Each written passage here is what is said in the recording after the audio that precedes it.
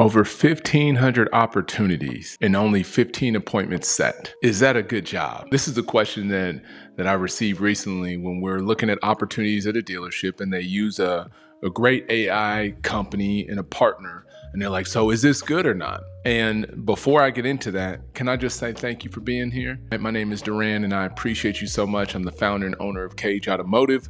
And so I give gratitude in advance because I know you could spend your time elsewhere, but you're here with me, so gratitude. And my response wasn't fire that company, get the owner on the phone or anything like that, because AI companies are coming in every single day. I mean, we have solutions that we provide to dealerships as well that are digital assistants, and they really are helping our early dealer adopters out. But instead of me trying to be maybe what a vendor might think that you would do is, oh my gosh, I got something that's better.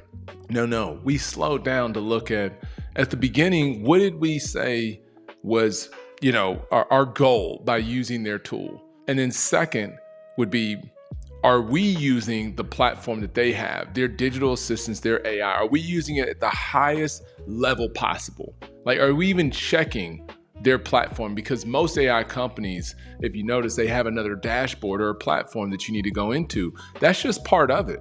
It's part of being a champion of that company. We advise that every dealership that uses AI technology, you got to have somebody that's a champion there at the store that's really inspecting and looking at these things to make sure that we're 10xing the investment that we have. I think some stores can get 20x, 50x, 100x off of how much they invest with their AI company, but it comes down to the partnership. Are we working together through this thing? So we start looking at it. I was like, well, have you looked at fine tuning the AI that you all have? Because they were talking about the way that it responds. It wasn't responding the best. So we found that there's ways to tweak it, right? So the AI can tweak the channels, meaning let's say if a customer comes from a Capital One source, they come from the website source, they come from a trade-in source, they come from, like say it's trade pinning, it could be whatever tool it is, then no different than how we coach sales teams and internet teams to customize and personalize based on the marketing channel that the customer came from,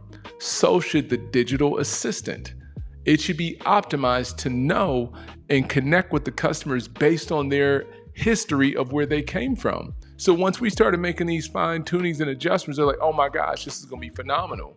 Because now, and this is the goal that I think most companies, we all want to see, is don't look at the AI as like, it's going to do all the work. And if it doesn't get it done, I'm firing them. You got to look at it as like they're another player on the team. You got to coach them. You got to develop them. You got to at least work with them for at least 3, 4, 5 months to keep helping them get better.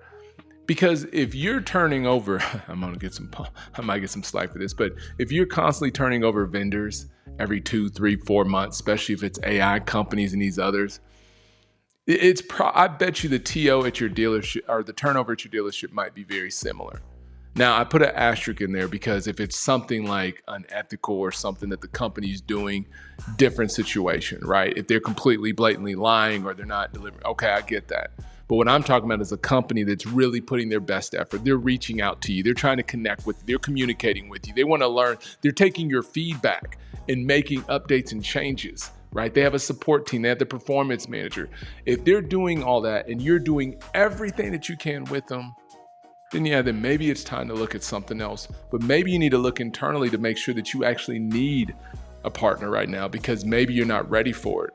I've seen that happen so many times, and I'm sure some leaders watching this have, where you turned on an AI company and it actually worked really, really well and you couldn't even handle it. The thing was getting engagement all throughout the day and nobody was manning the machine, right? Or leading the machine, excuse me. So this message here is a reminder for my general managers and owners and leaders as we have so much of this AI adoption going on, is to have your playbook first, to know where you really need AI to assist your business. Then find those right partners, and maybe you already have a right partner, and share with them your goals, and they should be able to help you with that, or refer you to a partner that can help them with it, and they team up and work together, because that is the future of automotive. So many dealer groups are now building AI internally anyway, especially the larger ones. It's all going to be about customization. Where does this fit for this exact dealership? And that's why I say it is really one of the best times to be in automotive, because now when you couldn't get to those service customers, right? Those recalls were taking you forever to get to. You now have technology that can assist your team with that.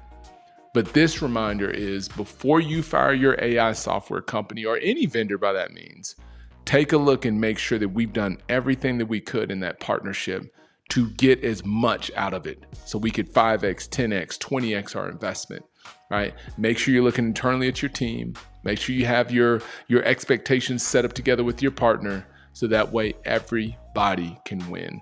Thank you so much for rocking with me. I appreciate you for sharing your time, your energy, and love. Until next time, y'all, be well.